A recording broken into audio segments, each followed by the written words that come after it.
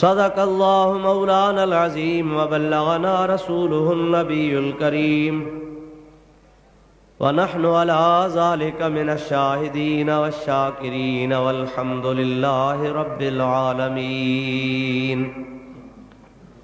إن الله وملائكته يصلون على النبي يا أيها الذين آمنوا صلوا عليه وسلموا تسليما. اللهم صل على سيدنا ونبينا ومولانا محمد وآله وأصحابه وأزواجه وبارك وسلم عليه. معزز سامعین حضرات، برادران اسلام، قرآن مجید کی ایک آیہ کریمہ آپ حضرات کے سامنے میں نے تلاوت کی ہے، جس کے اندر اللہ تعالی جل جلالہ و من والہ نے ایمان والوں کو مخاطب فرمایا ہے اور اسلام کے 5 ارکانوں میں سے ایک رکن کی فرضیت کا ذکر خیر فرمایا ہے.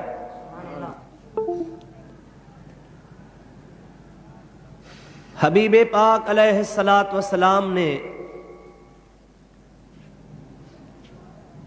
ارشاد فرمایا کہ اسلام کی 5 چیزیں ہیں جو بنیادی ہیں، یعنی جن پر اسلام کا بنیاد ہے وہ 5 چیزیں ہیں.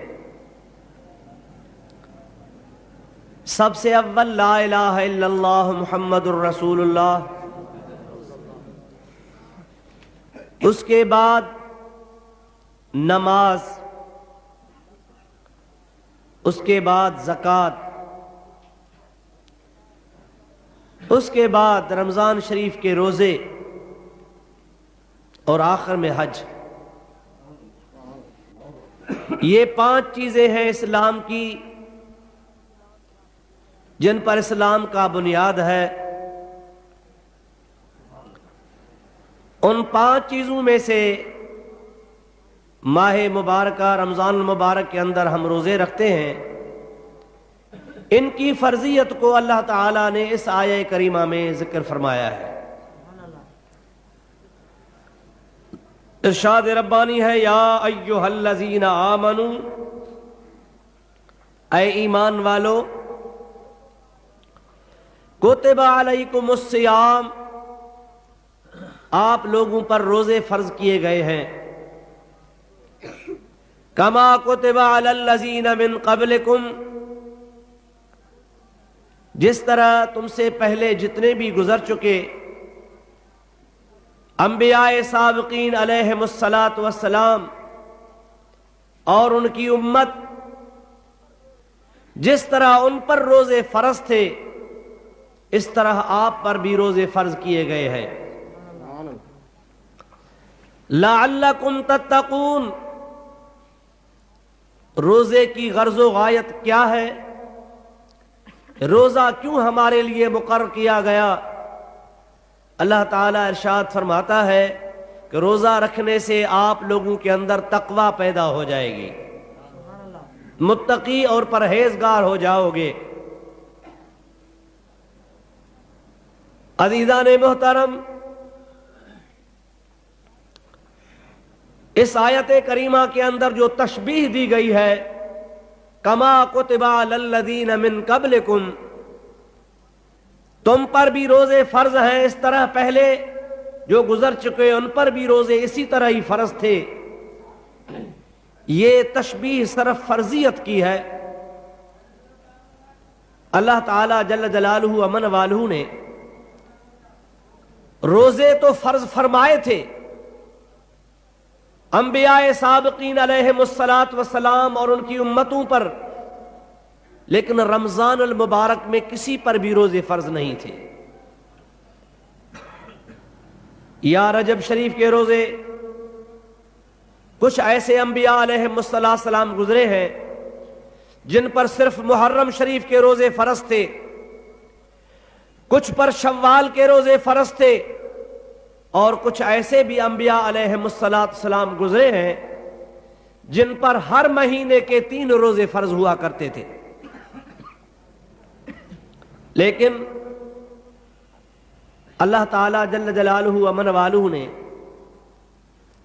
اپنے پیارے محبوب پاک صاحب لولاک صلی اللہ تعالیٰ علیہ وآلہ وصحابہ وبارک وسلم کی ذات بابرکات پر رمضان المبارک کو فرض فرمایا۔ اس لیے اس کی خاص وجہ ہے، وہ یہ ہے کہ اللہ تعالیٰ نے فرمایا، اے میرے پیارے حبیب، آپ سید الانبیاء ہیں، آپ کی امت کنتم خیر امت اخرجت للناس، تمام امتوں میں آپ کی امت سب سے بہتر امت ہے، نبیوں میں آپ بہتر اور امتوں میں آپ کی امت بہتر۔ اللہ تعالیٰ نے فرمایا رمضان المبارک بھی تمام مہینوں کا سردار مہینہ ہے، لہذا اس مناسبت سے یہ آپ کی امت کے لیے انعام ہے کہ رمضان المبارک آپ کی امت کے لیے مخصوص کیا جا رہا ہے۔ روزے تو دوسروں پر بھی فرض تھے، لیکن رمضان المبارک کے روزے صرف آپ کی امت کے لیے فرض کیے گئے ہیں۔ الحمدللہ اللہ تعالیٰ نے ہمیں ایک عظیم الشان نعمت سے سرفراز فرمایا، ماہ مبارک رمضان الشریف ہمیں عطا فرمایا، جس کی فضیلت کے لیے میں کیا عرض کر سکتا ہوں، جس کی فضیلت کو پیارے پیغمبر علیہ السلام بیان فرمائیں۔ ایک حدیث پاک آپ سماعت فرمائیں جس سے آپ کو اندازہ ہو جائے گا کہ رمضان مبارک کی کیا فضیلت ہے۔ میرے آقا اور مولا صلی اللہ علیہ وآلہ وصحابہ وبارک وسلم ارشاد فرماتے ہیں، من فرح بدخول الرمضان حرم اللہ جسدہ علی النیران۔ اللہ تعالیٰ کے پیارے حبیب صلی اللہ علیہ وسلم نے ارشاد فرمایا، جو بھی میرا امتی رمضان المبارک کی آمد سے صرف خوشی کا اظہار کرے گا، اللہ تعالیٰ جل جلالہ و من والہ اسی پر جہنم کی آگ کو حرام فرما دے گا۔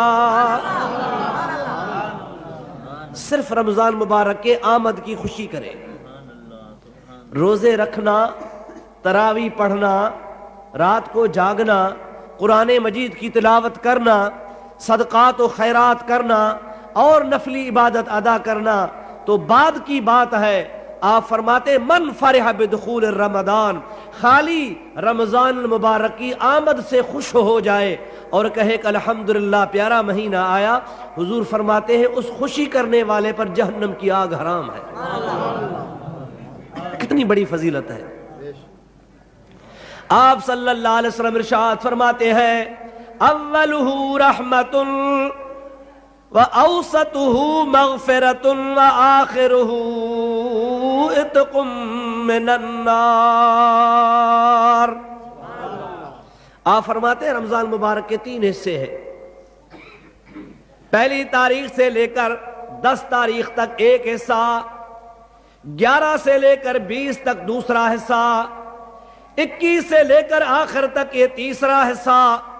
آپ فرماتے ہیں اولہ رحمت، اس کے پہلے 10 دن پہلا عشرہ رحمت ہے، وَأَوْسَطُهُ مَغْفِرَةٌ، اور درمیانی حصہ اس کا مغفرت والا ہے، وَآخِرُهُ عِتْقٌ مِّنَ النَّارِ، آخری 10 دن اس کے جو ہیں اللہ تعالیٰ ان 10 دنوں کے اندر اپنے بندوں کو جہنم کی آگ سے آزاد فرماتا ہے۔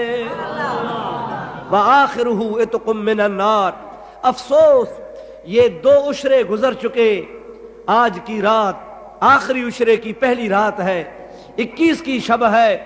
آج ہماری قسمت کی بات ہے کہ اللہ تعالیٰ جل جلالہ و من والہ نے ہمیں زندگی میں ایک مرتبہ رمضان مبارک نصیب فرمایا ہے۔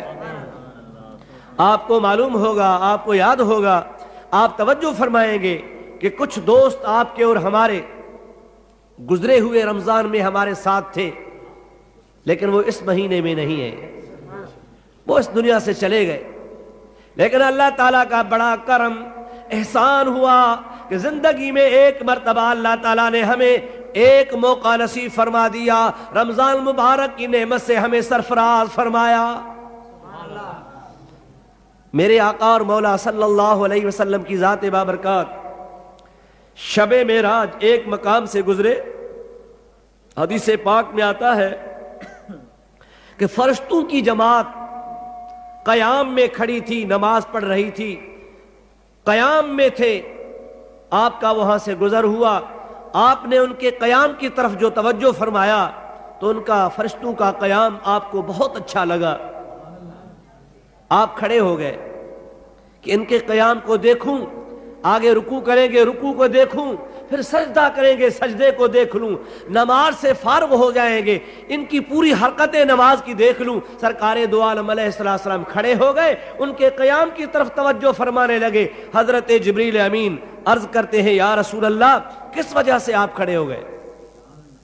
آپ نے فرمایا پیارے جبریل ان کے قیام کو دیکھ رہا ہوں، آگے سجدے کو رکوع کو دیکھنا ہے۔ حضرت جبریل امین عرض کرتے ہیں یا رسول اللہ آدم علیہ السلام سے لے کر آپ کی ذات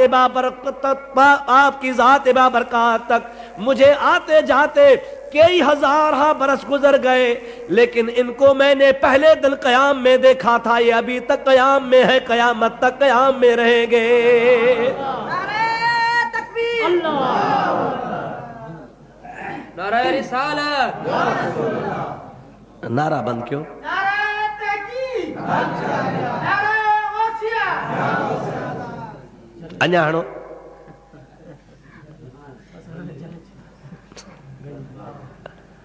نواز شاہ جا ضدی آئے ہو ڈاڈھا، ہتاں جھلم تے ہیڈاں شروع تھیو، ہتاں درو ہت شروع تھیو۔ درود شریف بلند آواز ہے۔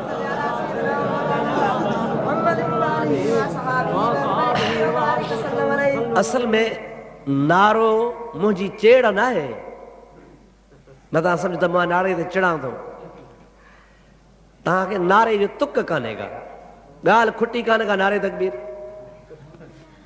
گال تو پوری تھے نا۔ درود شریف بلند آواز ہے۔ اللہم صلی علی سیدنا و نبینا و مولانا محمد و آلہ و اصحابہ و بارک وسلم۔ یا رسول اللہ یہ قیامت تک قیام میں کھڑے رہیں گے، آپ تشریف لے چلیے۔ آپ نے فرمایا پھر انتظار تو بیکار ہے، اب جب قیام میں ہی کھڑے رہیں گے تو ان کا کب تک انتظار کریں گا؟ آپ آگے تشریف لے گئے، ایک مقام آیا، ایک اور جماعت فرشتوں کی آپ نے دیکھی، وہ رکوع میں تھے۔ اللہ تعالیٰ کے پیارے حبیب نے فرمایا پیارے جبریل ان کو دیکھنا ہے، یہ رکوع سے فارغ ہو جائیں گے پھر سجدہ کریں گے۔ حضرت جبریل امین عرض کی یا رسول اللہ یہ وہ دوسری جماعت ہے جن کو میں نے پہلے دن رکوع میں دیکھا ہے، قیامت تک رکوع میں رہیں گے۔ آپ نے فرمایا سبحان اللہ، پھر آپ آگے چلے، پھر ایک اور جماعت نظر آئی کہ وہ سجدے میں تھے، فرشتے تھے، نوری جماعت تھی۔ اللہ کے پیارے حبیب نے فرمایا ان کو دیکھیں ان کا اختتام کیسے ہوتا ہے، کس طرح نماز سے فارغ ہوں گے۔ حضرت جبریل امین نے عرض کی یا رسول اللہ میں نے پہلے دن ہی ان کو سجدے میں دیکھا ہے، ہزارہ برس گزر گئے اور اللہ تعالیٰ کی دربار سے انہیں قیامت تک سجدے میں رہنے کا حکم ہے۔ جب حضرت جبریل امین نے اس تیسری جماعت کی سجدے والی کیفیت کو بیان کیا تو آپ صلی اللہ علیہ وسلم کے آنسو جاری ہو گئے۔ سبحان اللہ، سبحان اللہ۔ حضرت جبریل امین عرض کرتے ہیں یا رسول اللہ آنسو بہانے کی وجہ کیا، رونے کیا کوئی مقصد ہوگا؟ اللہ کے پیارے حبیب نے ارشاد فرمایا اے پیارے جبریل جتنی عبادت زیادہ ہوگی اتنا ثواب زیادہ ہوگا.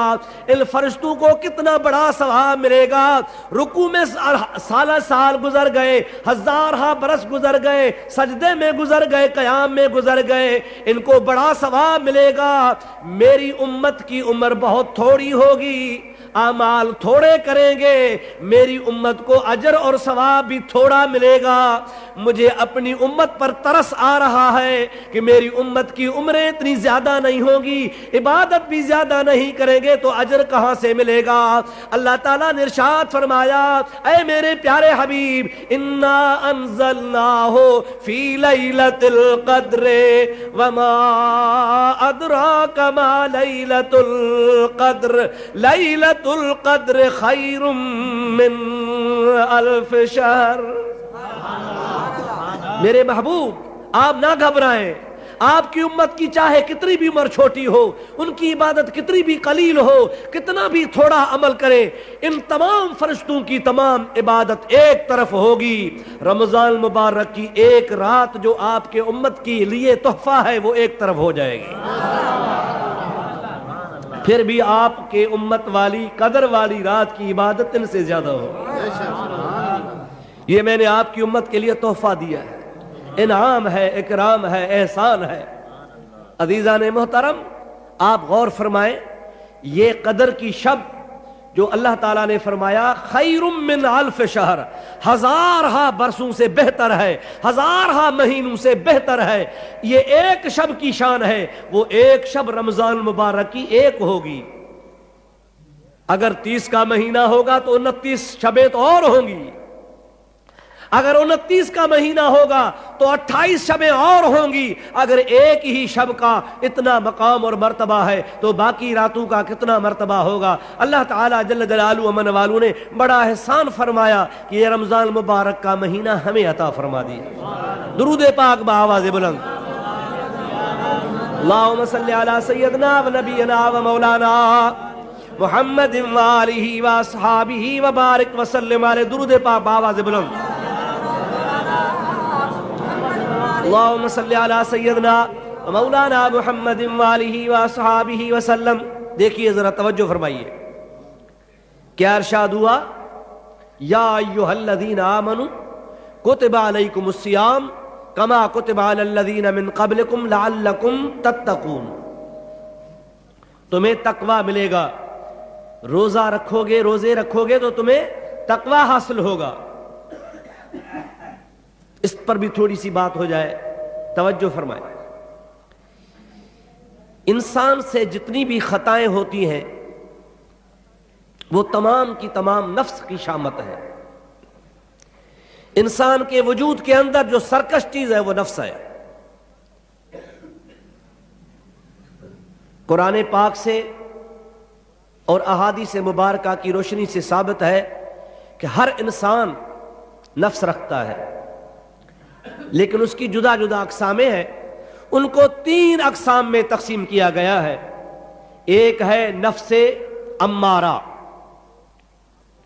اور دوسرا ہے نفس مطمئنہ, اور تیسرا ہے نفس لوامہ. ان النفس لامارۃ بالسوء. اللہ تعالیٰ جل جلالہ من والوں نے قرآن پاک میں امارہ نفس کا ذکر فرمایا. امارہ اس کو کہتے ہیں جو انسان کو گناہوں کی طرف کھینچتا ہے, اور وہ ایسا سرکش ہوتا ہے کہ نفس آگے ہوتا ہے, ہم اس کے پیچھے پیچھے لگے رہتے ہیں. کہتا ہے چلو چوری پہ, تو ہم چوری کر لیتے ہیں. معاذ اللہ خدا پناہ دے, زنا کرا دیتا ہے, جھوٹ بلوا دیتا ہے, سود خوری کا کام کرا دیتا ہے, حرام خوری کے کام نفس کی معرفت ہوتے رہتے ہیں. ہم اسی امارے نفس کے مرید ہوتے ہیں, وہ ہمارا پیشوا گویا ہو جاتا ہے. اللہ تبارک و تعالیٰ پناہ دے, یہ امارہ نفس سب سے زیادہ سرکش ہوتا ہے. یہ امارہ کبیرہ گناہ کرنے والوں کا اور کفار اور منافقین کا ہوتا ہے, یا کافروں کا ہوگا, یا منافقین کا ہوگا, یا ان لوگوں کا ہوگا جو کبیرے گناہ کرتے ہیں. ان کا نفس امارہ ہوتا ہے. دوسرا نفس ہے لوامہ. لوامہ اس کو کہتے ہیں کہ انسان سے خطا تو کرا دے، انسان سے گناہ تو کرا دے، لیکن پھر تھوڑی دیر کے بعد وہ پچھتا ہے، ملامت کرے، کیا تجھے ہاتھ آیا، تو نے یہ گناہ کیا، کیا تجھے ملا، اتنا تو نے قصور کر دیا، کیا تجھے فائدہ ملا، گناہ بھی کراتا ہے، پھر ملامت بھی کرتا ہے، اور پھر وہ بندہ اللہ تعالیٰ کے حضور میں گڑ گڑا کے معافی مانگتا ہے، اللہ تعالیٰ فرماتا ہے میں اس کو معاف فرما دیتا ہوں۔ یہ ہے نفس لوامہ۔ تیسرا نفس ہے مطمئنہ۔ یا ایتھا النفس المطمئنۃ ارجعی الی ربک راضیۃ مرضیہ فادخلی فی عبادی وادخلی جنتی۔ نفس مطمئنہ اللہ کے ولیوں کا ہوتا ہے، غوث و اقطاب کا ہوتا ہے، یا اللہ کے پیارے نبیوں کا ہوتا ہے۔ مطمئنہ نفس اس کو کہتے ہیں کہ کچھ بھی ہو جائے، زمین جنبد عرش جنبد نہ جنبد گل محمد۔ مطمئنہ نفس وہ ہوتا ہے کچھ بھی ہو جائے، دنیا کی رنگینیاں سامنے آ جائیں، کتنی بھی دنیا کی لذتیں سامنے آ جائیں، کتنی بھی دنیا کی لالچیں آ جائیں، خوف و خطر آ جائے، کچھ بھی ہو جائے، لیکن وہ اتنا اطمینان والا نفس ہوتا ہے کہ کچھ بھی ہو جائے وہ گناہ کرتا ہی نہیں۔ گناہ کرنا تو درکنار، وہ گناہ کی طرف سوچتا بھی نہیں، خیال بھی نہیں کرتا۔ یہ اللہ تعالیٰ نے یا تو محفوظین اولیاء کاملین کے نفس کو فرمایا ہے، یا معصومین انبیاء علیہم السلام کے نفس کو فرمایا ہے۔ یہ تین نفس ہیں، یہ تو میں نے تینوں اقسام بتائے، لیکن مجموعی طور پر ایک نفس کو لے لیں، یہ اتنا بڑا سرکش ہے کہ یہ مرتا نہیں۔ روایات میں آتا ہے، کتابوں نے لکھا ہے، بزرگان دین فرماتے ہیں، ایک اثر میں آپ کے سامنے پیش کرتا ہوں۔ ایک صحابی کا قول ہے کہ نبی پاک علیہ السلام کے پیارے غلام نے جو کچھ فرمایا وہ صحیح ہے۔ اس میں یہ احتمال ہوتا ہے کہ صحابی نے جو کچھ سنا ہوگا وہ یقیناً رسول اللہ سے سنا ہوگا۔ ایک صحابی فرماتے ہیں کہ اللہ تعالیٰ نے نفس کو جب پیدا فرمایا، پیدا فرمانے کے بعد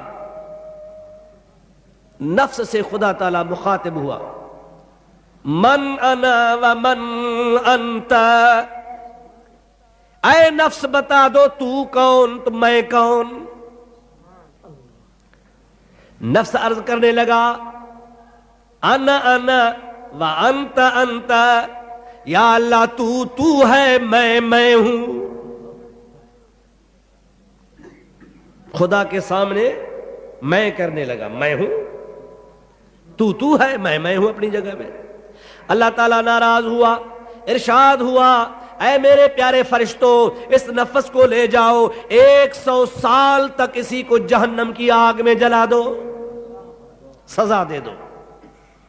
فرشتے اس کو پکڑ کر کے لے گئے، آگ کے اندر ڈال دیا، 100 برس گزر گئے۔ 100 برس گزرنے کے بعد اسی نفس کو نکالا گیا، خدا تعالیٰ کی امر کے سامنے، خدا تعالیٰ کے امر سے خدا کے سامنے آیا۔ اللہ تعالیٰ نے 100 سال سزا دینے کے بعد فرمایا، اب بتا من انا و من انت، تو کون ہے میں کون ہوں؟ نفس کہنے لگا، انت انت و انا انا، تو ہے میں ہوں۔ اچھا ابھی ٹھیک نہیں ہوا، لے جاؤ اسی کو، 100 سال تک اس کو پانی کے اندر ڈبو، اس کو پانی کی سزا دے دو۔ اللہ تبارک و تعالیٰ کے امر سے 100 سال اسی کو پانی میں ڈالا گیا۔ 100 سال گزرنے کے بعد نکالا گیا، خدا کی حضور میں پیش ہوا۔ اللہ تعالیٰ نے فرمایا، ان اخبرنی، مجھے بتا دے، من انا و من انت، میں کون ہوں اور تو کون ہے، بتا دے۔ نفس پھر بھی کہنے لگا، انا انا و انت انت، تو ہے میں ہوں۔ اللہ تعالیٰ جل جلالہ من والوں کو پتا تھا اور ہے کہ یہ کس طرح سیدھا ہوگا، لیکن یہ تدریجاً سزا اس کو اس لیے مل رہی تھی کہ آپ اور ہمیں معلوم ہو جائے۔ اللہ تعالیٰ نے فرمایا، لے جاؤ اس کو۔ اب تیسری سزا اس کی یہ ہے کہ 1 مہینے کے لیے اس کا دانا پانی بند کر دو۔ کھانا پینا بند کر لو، 1 مہینہ اس کو بھوکا پیاسا رکھو۔ اسی نفس کو 1 مہینے کے لیے بھوکا رکھا گیا، پیاسا رکھا گیا، 1 مہینہ وہاں 100 سال کی آگ کی سزا تھی۔ 1 مہینہ بھوکا پیاسا رہنے کے بعد جب خدا کی دربار میں حاضر ہوا، اللہ تعالیٰ نے فرمایا من انا و من انت، میں کون ہوں، تو کون ہے، اب بتا دے۔ عرض کرنے لگا انا عبدک و انت ربی، میں تیرا بندہ ہوں، تو میرا خدا ہے۔ اب سیدھا ہو گیا۔ یہ بھوک اور پیاس ایسی چیز ہے کہ سرکش سے سرکش کو ختم کر دیتی ہے۔ تو اللہ تعالیٰ نے فرمایا کہ تمہیں تقوی اس طرح نصیب ہوگا لعلکم تتقون، یہ روزے تمہارے اوپر فرض کیے گئے، اس کی وجہ سے تمہیں تقوی ملے گا، متقی اور پرہیزگار ہو جاؤ گے، اور کوئی طریقہ تمہاری تقوی کا نہیں ہے۔ اللہ تعالیٰ نے رمضان مبارک کے روزے فرض فرما دیے، ان پر عمل کرو گے، ان کو آپ اگر ادا کرو گے تو خدا تعالیٰ آپ اور ہمیں انشاءاللہ تعالیٰ تقوی نصیب فرمائے گا۔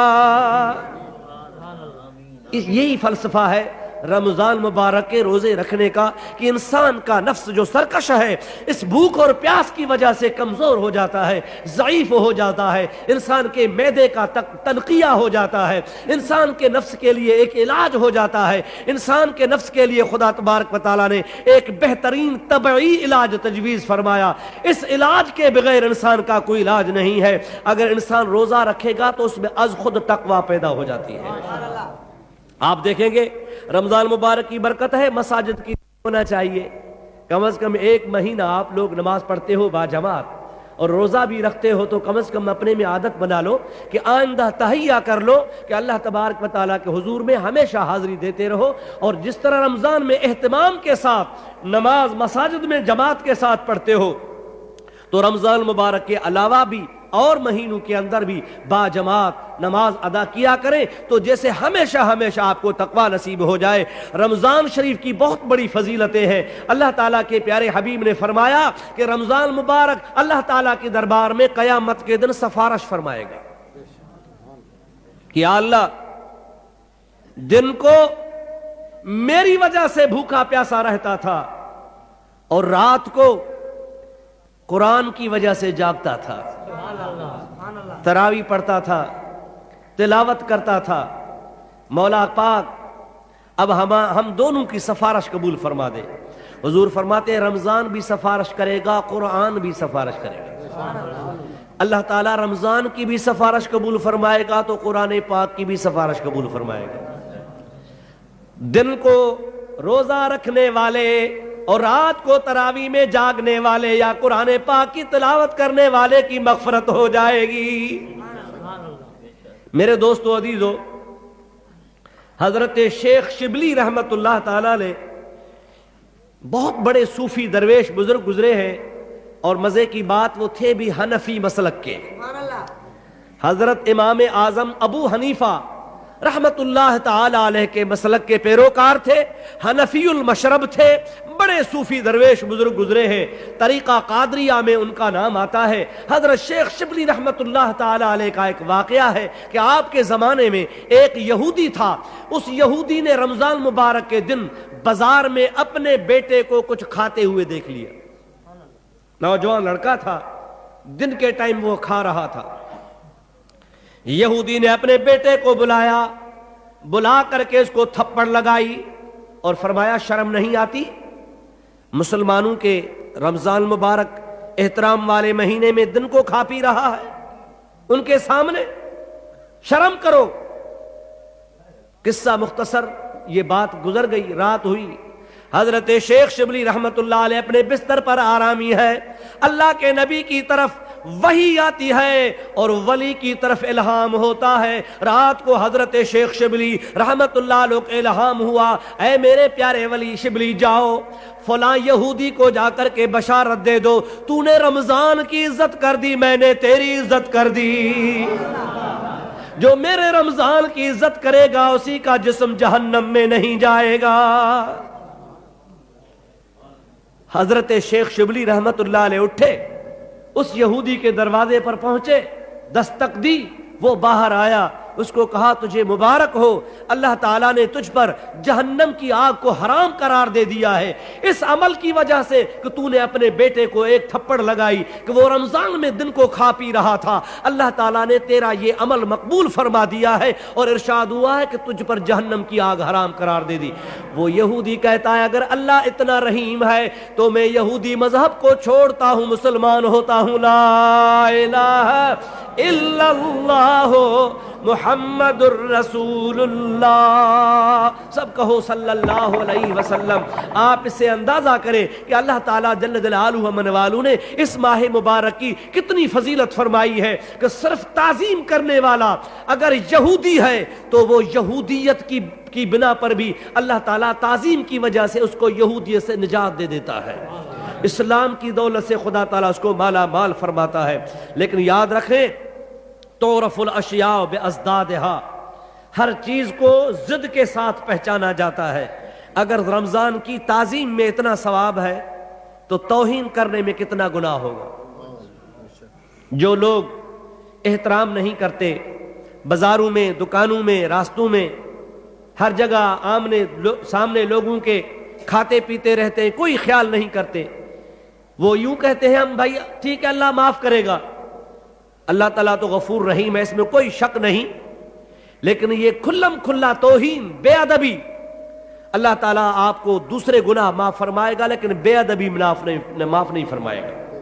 یہ چونکہ رمضان شریف کی بے ادبی ہے، بے ادبی جیسا کوئی بھی قصور نہیں، لہٰذا آپ کوشش کیا کریں بے ادبی سے بچے اور اپنے مسلمان بھائیوں کو بھی بے ادبی سے بچایا کریں۔ آپ کے سامنے میں ایک واقعہ عرض کرتا ہوں کہ اللہ تعالیٰ جل جلالہ ومن والہ ارشاد فرمائے گا، حضرت موسیٰ علیہ نبینا علیہ السلام کے زمانے کا واقعہ ہے، اس میں لکھا ہے، کتابوں میں آتا ہے کہ اللہ تعالیٰ نے حضرت جبریل امین کو فرمایا پیارے جبریل جاؤ فلاں شہر کو تہس نہس کر دو۔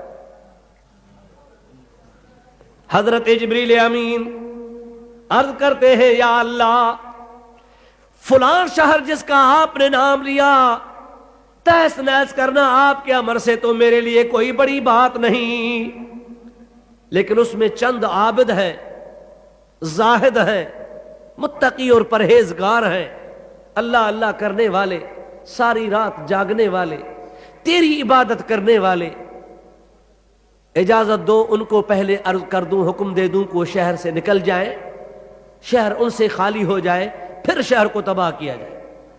اللہ تعالیٰ نے فرمایا پہلے ان عابدوں کو تباہ کر دو۔ یا اللہ کیا قصور ہے؟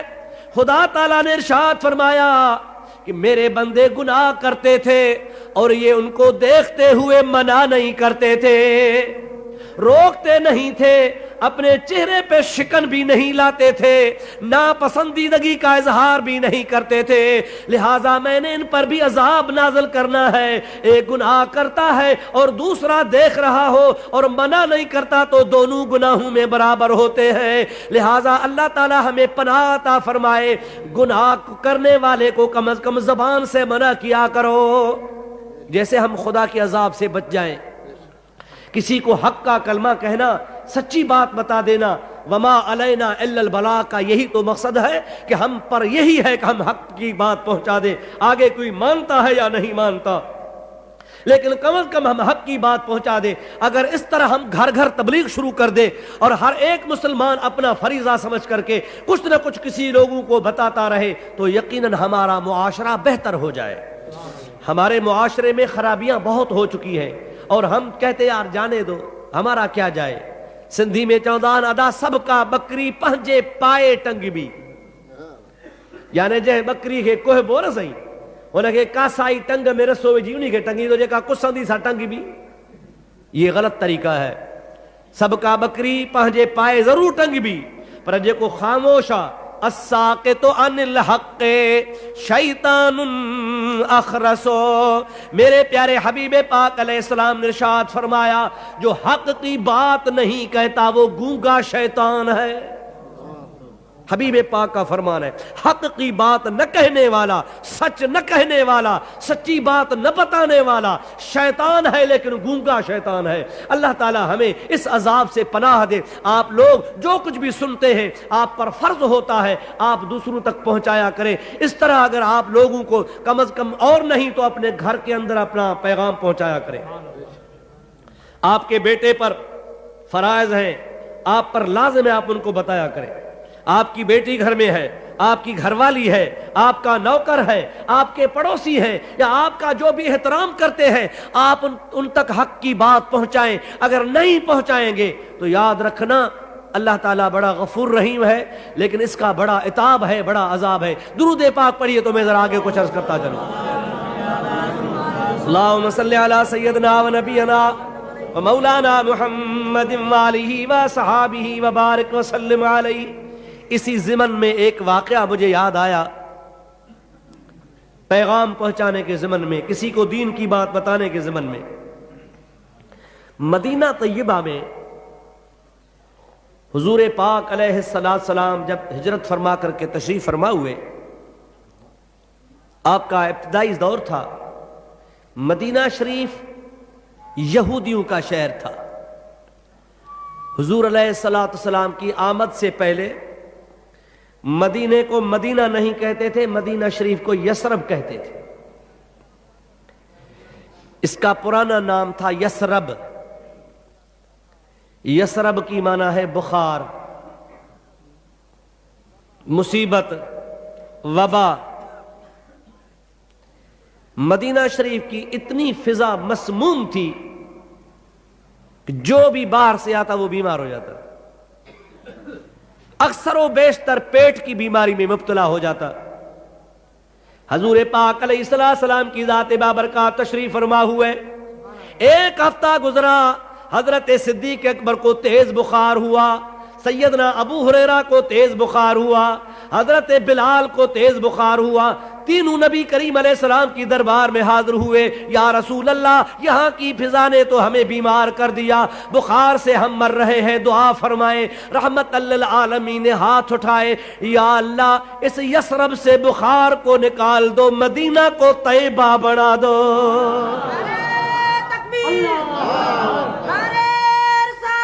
یا رسول اللہ حق چار یا غوث اعظم مستقیم۔ حضور پاک علیہ السلام کی دعا کا اثر ہوا کہ مدینہ شریف سے بیماری ختم ہو گئی۔ شیخ محقق عبدالحق محدث دہلوی رحمت اللہ علیہ نے جذب القلوب میں لکھا ہے، حضور علیہ السلام کی حدیث پاک کو لکھا ہے۔ فرماتے ہیں کہ میرے آقا نے فرمایا کہ اب میں نے مدینے کو دار الشفا بنا دیا ہے، کہ مدینہ شریف کی مٹی اٹھا کر کے پانی میں گھول کے بیمار کو پلاؤ، شفا ہو جائے گی۔ تراب المدینۃ شفاء لکل داء، مدینہ شریف کی مٹی تمام بیماریوں کا علاج ہے۔ آپ صلی اللہ علیہ وسلم مدینہ شریف میں تشریف فرما ہوئے، مدینہ شریف میں ایک یہودی کا کنواں تھا میٹھا، باقی جتنے مدینہ شریف کے کنویں تھے تمام کے تمام کڑوے تھے۔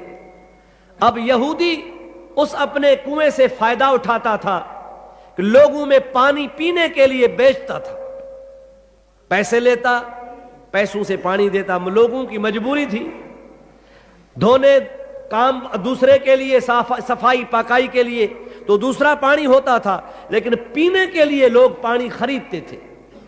سرور کائنات علیہ السلام نے آنے کے بعد 1 مہینہ گزرنے کے بعد اعلان فرمایا، ہائے کوئی مسلمانوں میں جو جنت خریدے۔ یا رسول اللہ جنت خریدنے کے لیے ہم سب تیار ہیں، آپ بتائیں۔ آپ نے فرمایا یہودی سے کوئی کنواں خریدے اور اس کو اللہ کی راہ میں صرف کر دے، خیرات کر دے، میں اس کے لیے جنت کی بشارت دیتا ہوں۔ آپ نے اعلان فرما دیا۔ چپ چپ میں حضرت عثمان غنی رضی اللہ تعالیٰ عنہ یہودی کے پاس گئے، اے یہودی کنواں بیچنا ہے، جتنی رقم کہہ دو دے دوں، کنواں دے دے مجھے۔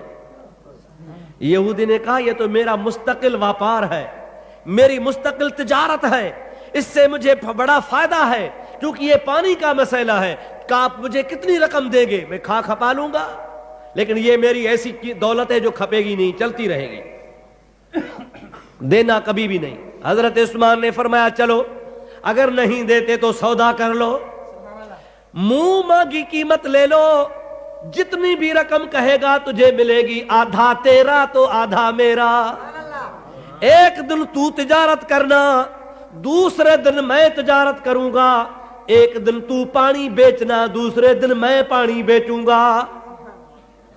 اب یہودی لالچ میں آ گیا کہ آدھا میرا ہے اور رقم بھی منہ مانگی ملتی ہے، اس نے کہا چلو آدھا تیرا آدھا میرا، اس آدھے کے 12,000 دینار مجھے دے دو۔ گھنا آدھا ڈاڈے کا لائیو 12 دینار کڈہ جا 1996 جا نا، ننڈڑا ॿार रुपयो خرچی نٿا وٺن، ننڈڑا ॿार न सही रुपयो था ॾियनि वठनि मिले ई कुझु कोन थो छा ॼण हुकूमत थी चए त हाणे तरसो 2-3 ॾियारा रुपए जो नोट ई ख़तम था कयूं।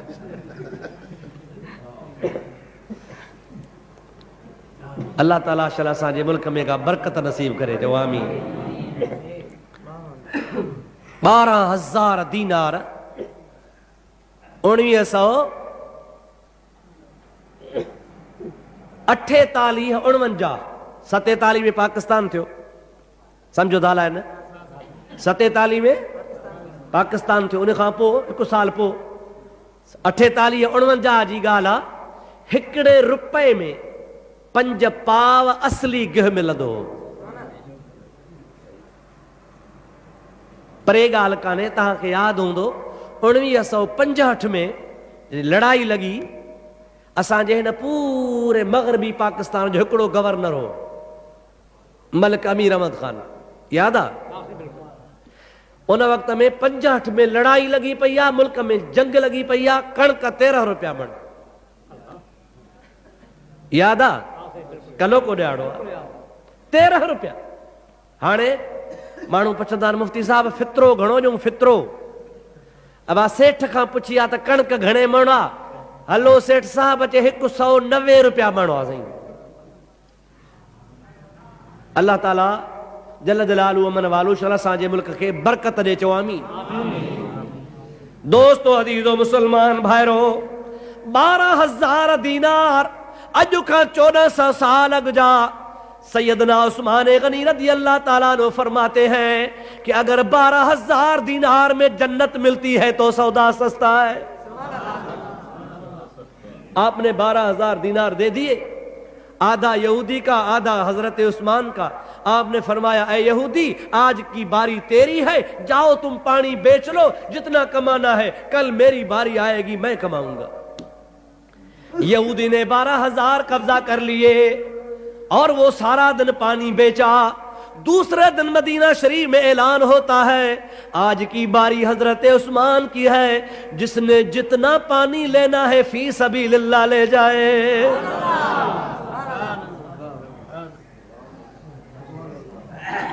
मुसलमानों ने जो सुना कि फी सबीलिल्लाह पानी, और फिर उनको ये भी पता था कल फिर लेना है पैसे से, अदा बे ॾहाड़े वारो कहजो वरी निंड त कान्हे न। सबने सोचा कि कल फिर बारी यहूदी की आएगी, वो पैसे लेगा।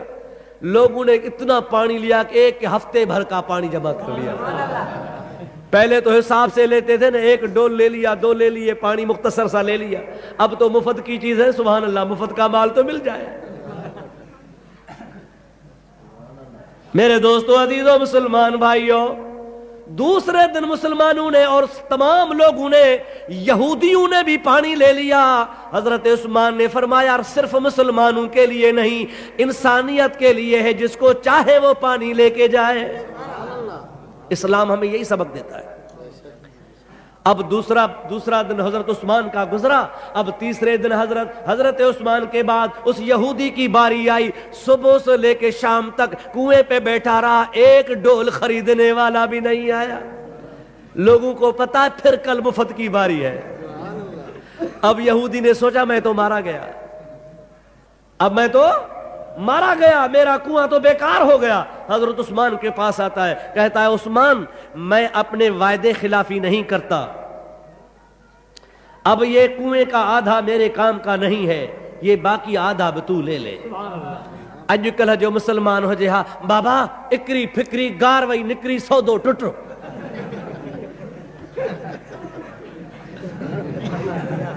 हा न सम्झो था न, इहो असांजे सिंधीअ जो पहाको आहे। ॻाल्हि थींदी न सही आहे, सौदो थियो तय थी बयानो बि थी वियो, हाणे ॿिए ॾिहाड़े हमराह जे दिमाग़ में खलल अची वियो, चओ थो बाबा इकरी फिकरी गार वई निकरी सौदो टुटो।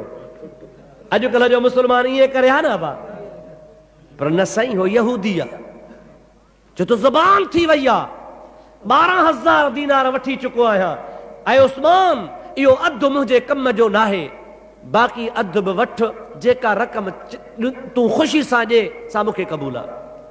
हजरत उस्मान अगर ना देते तो मर्दी वाले थे, ठीक है या नहीं भाई? हजरत उस्मान अगर उसको कहते नहीं भाई नहीं, आधा तेरा आधा मेरा, मैं आधे की रकम नहीं दूंगा, लेकिन हजरत उस्मान को पता था कि इन्नल्लाह अश्तरा मिनल मुमिनीन, हजरत उस्मान को पता है कि ये अल्लाह ताला से मैंने सौदा किया है, मैंने तो आधा कुआं लिया है, अगर आधा कुआं लिया है तो शायद जन्नत में आधा हिस्सा मिलेगा, लिहाजा पूरा ले लो तो तुझे पूरी जन्नत मिल जाएगी। ये मेरी रकम रायगान नहीं जाएगी, ये काम वाली होगी। आपने फरमाया यहूदी सुनो, अब मैं तुझसे अगर ये आधा कुआं ना भी लूं तो मैं मर्दी वाला हूं, लेकिन हम मुसलमान हैं, धोखा नहीं करते, अब बाकी आधे की भी तू रकम जितनी बोलेगा दे दूंगा, मुझ पर ना छोड़ो, तू अपनी जबान से बोल दे, तू कह दे क्या चाहिए, मुझे पता है कि मेरी दौलत खुदा की राह में जा रही है। अब यहूदी को भी शर्म आई, उसने कहा मेरा आधा काम का नहीं, 12,000 तो उस आधे के थे, ये तो बेकार सा है। उसने कहा हज़रत उस्मान ज्यादा नहीं, मुझे बाकी 6,000 दे दे। आधे के 6,000 दे दिया, 18,000 हो गए, कुआं आजाद हो गया। दूसरे दिन हजरत उस्मान गनी नबी करीम अलैहिस्सलाम की दरबार में हाजिर होते हैं, या रसूल अल्लाह मुझे मुबारकबादी दे दो, बशारत दे दो, अपना वायदा पूरा फरमा दो, कुआं सारा खरीद करके अल्लाह की राह में वक़फ कर दिया। मुस्तफ़ा फरमाते प्यारे उस्मान तुझे जन्नत की बशारत हो। हजरत उस्मान ज़िन्नूरैन खुश हो गए। जब खुश होने लगे तो नबी पाक ने फरमाया प्यारे उस्मान इससे भी ज्यादा अमल बताऊं? हजरत उस्मान अर्ज करने लगे या रसूल अल्लाह क्या कोई ऐसा भी अमल है जो इससे भी ज्यादा अमल सवाब में ज्यादा होगा? ये तो ऐसा अमल है कि मुझे इसके सदके में जन्नत मिली है, वो कौन सा अमल होगा? मुस्तफ़ा फरमाते ऐसा अमल बताता हूं जो इससे 70 गुना ज्यादा फायदे वाला होगा। या रसूलुल्लाह बताइए वो कौन सा अमल है? मुस्तफ़ा फरमाते हैं दीन की एक बात किसी को सिखा दो, वो इससे ज्यादा सवाब वाली है। इस्लाम का एक मसला, वुजू का मसला, गुस्ल का मसला, नमाज का मसला, किसी भी तरीके से शरीयत का मसला एक भी अगर किसी को बता देगा तो उस एक मसले बताने में इससे ज्यादा सवाब होगा। ये कितनी बड़ी फायदे की बात है। अल्लाह ताला हमें इस्लाम समझने समझाने की तौफीक अता फरमाए। दीन सीखें और दीन सिखाएं। आप पर फर्ज है आप जो भी मसाइल सुनते हैं वो दूसरों तक पहुंचाएं। अगर और किसी जगह पर नहीं पहुंचा सकते तो अपने घर में पहुंचाएं। ये एक बेहतरीन किस्म है तरीका तबलीग का कि आप अपने घर में भी और घर वालों को हिदायत और नसीहत करेंगे तो सबसे ज्यादा सवाब कमाएंगे। इसलिए कि सबसे ज्यादा हक भी घर वालों का बनता है। बाहर तो देर से हक बनेगा लेकिन पहला हक अपने घर वालों का है। हमारे इस्लाम के अंदर फायदा ही फायदा है। मैं दुआ करूंगा अल्लाह ताला से कि अल्लाह ताला जल्ल जलालु व मन वालू हमें इस्लाम पर अमल करने की तौफीक अता फरमाए। इस्लामी फराइज पर हमें अल्लाह ताला अमल करने की तौफीक अता फरमाए। दीनी जो मसाइल हैं वो उलमा से सीखे जाते हैं। आप उलमा के पास जाएंगे, माशाअल्लाह आपके शहर में काफ़ी उलमा हैं, हाफिज साहिबान हैं, आलिम दीन रहते हैं, दीनी मदारस भी हैं। आप उनके पास जाया करें, टाइम निकाला करें। ये ज़िंदगी फ़ानी है, एक दिन हमें इस दुनिया से चला जाना है। اللہ تبارک و تعالیٰ نے ہمیں زندگی کیوں دی؟ اپنی عبادت کے لیے. وما خلقت الجن والانس الا لیعبدون. انسان اور جن صرف عبادت کے لیے پیدا کیے گئے، باقی پوری کائنات ہمارے لیے، ہمیں خدا نے اپنے لیے پیدا فرمایا.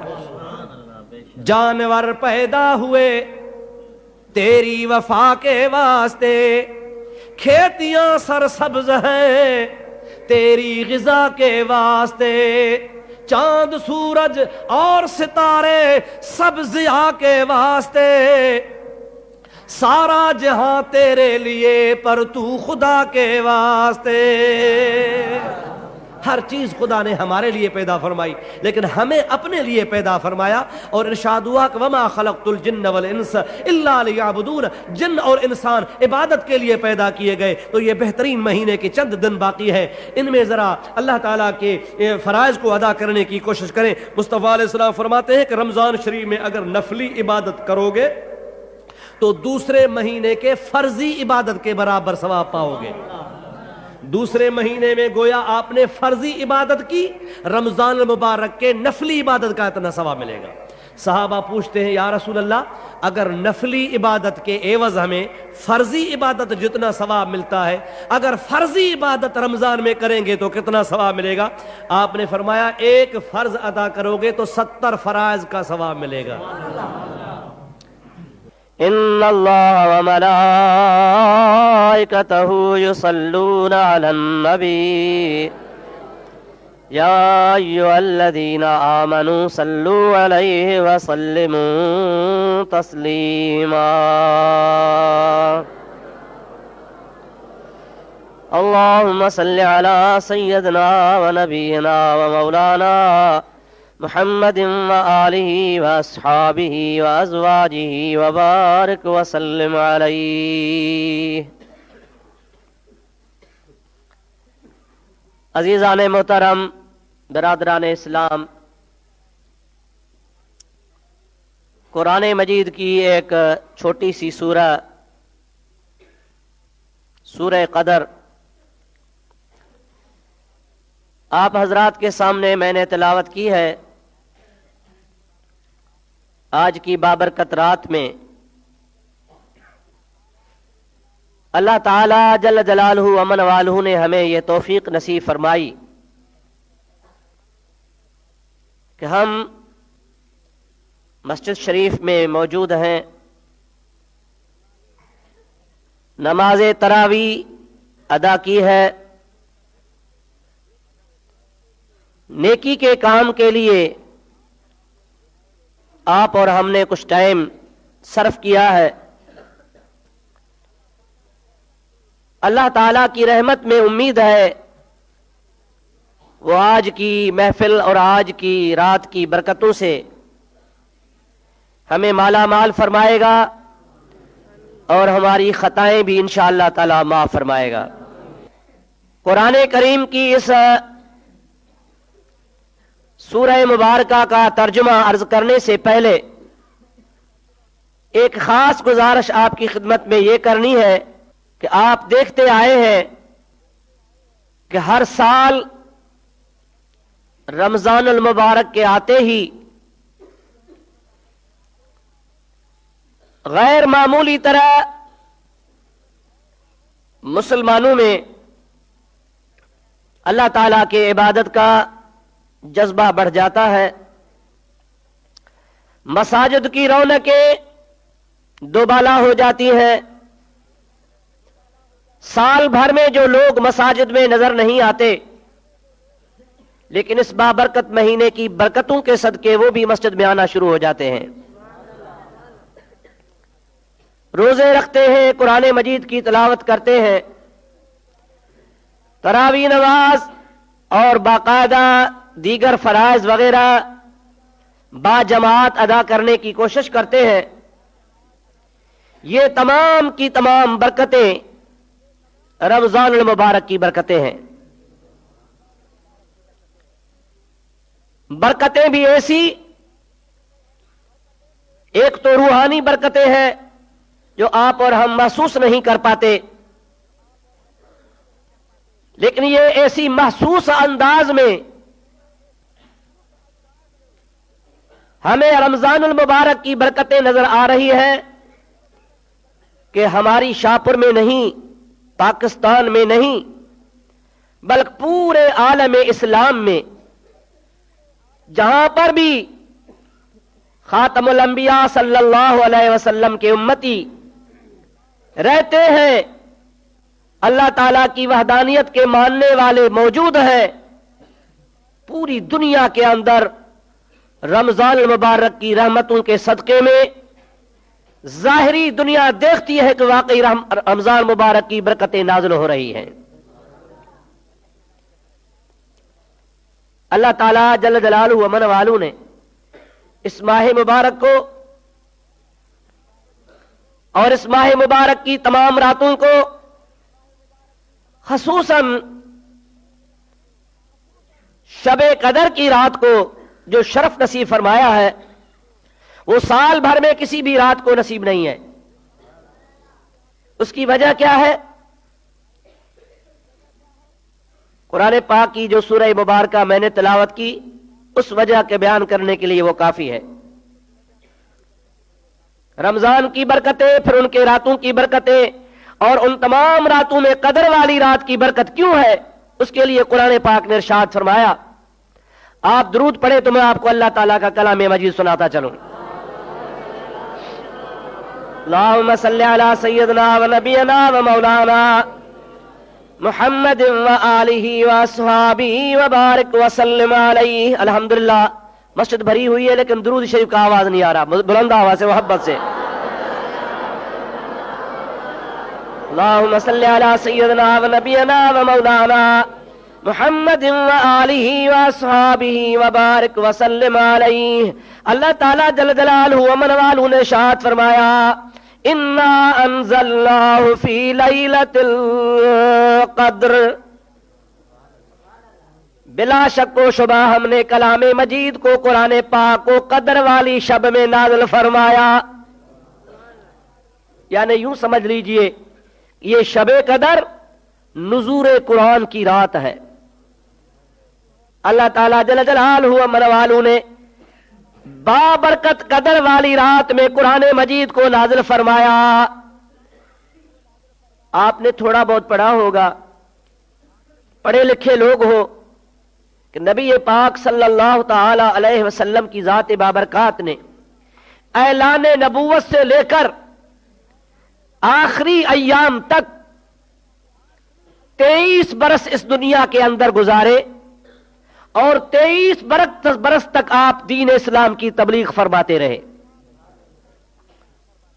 63 برس میں آپ کا اس دنیا سے وصال ہوا۔